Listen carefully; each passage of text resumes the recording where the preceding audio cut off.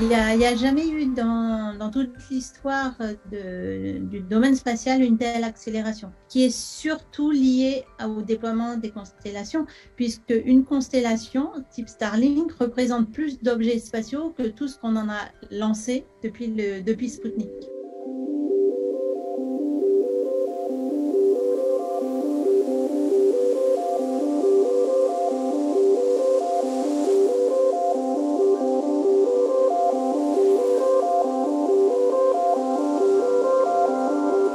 Ceux qui sont en dessous du centimètre, on en a à peu près 330 millions.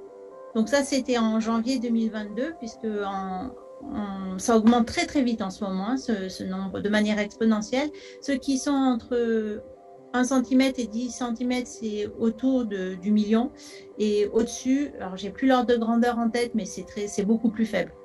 On a beaucoup, beaucoup moins d'objets.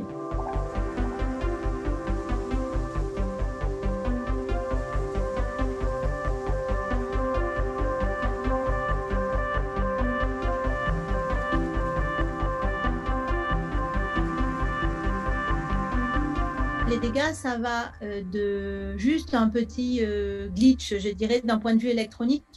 Ça va faire un petit dysfonctionnement, puis ça revient, au trou dans la paroi, à l'arrachement d'un panneau solaire ou d'une antenne, ou à la destruction complète du satellite. L'humanité dépend beaucoup des services liés à l'espace, que ce soit pour l'observation de la Terre, pour la météorologie, pour la navigation, pour la localisation, pour pouvoir se déplacer. Tous les moyens de transport modernes utilisent des méthodes de localisation par satellite. Vous avez l'agriculture qui dépend essentiellement de l'espace désormais. Vous avez la télémédecine, vous avez énormément de services qui sont liés aux données spatiales. Et donc, le risque, je dirais que le plus grand risque lié aux débris spatiaux, finalement, c'est de perdre ces services qui nous feraient revenir en arrière dans notre mode de fonctionnement. Et ça, c'est un des gros dangers.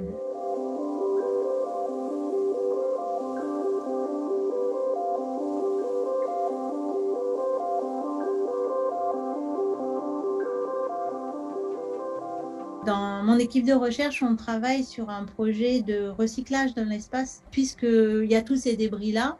En fait, considérons-les comme des ressources et fabriquons directement dans l'espace à partir de cette matière qui est déjà présente plutôt que de venir en remettre. L'idée, ce serait d'avoir que certains appellent le garage de l'espace ou une usine de l'espace, avec effectivement des satellites qui soient capables d'aller de cette station-là au satellite en fin de vie pour pouvoir les ravitailler, pour pouvoir les réparer sur place, ou ceux qui sont trop en mauvais état, de les amener à l'usine et puis de les réparer et pour pouvoir les remettre à poste. Que j'aimerais voir les gens prendre en main ce sujet-là. L'action qu'on mène, elle est un peu lente par rapport à la dynamique de l'augmentation des débris qu'on voit actuellement.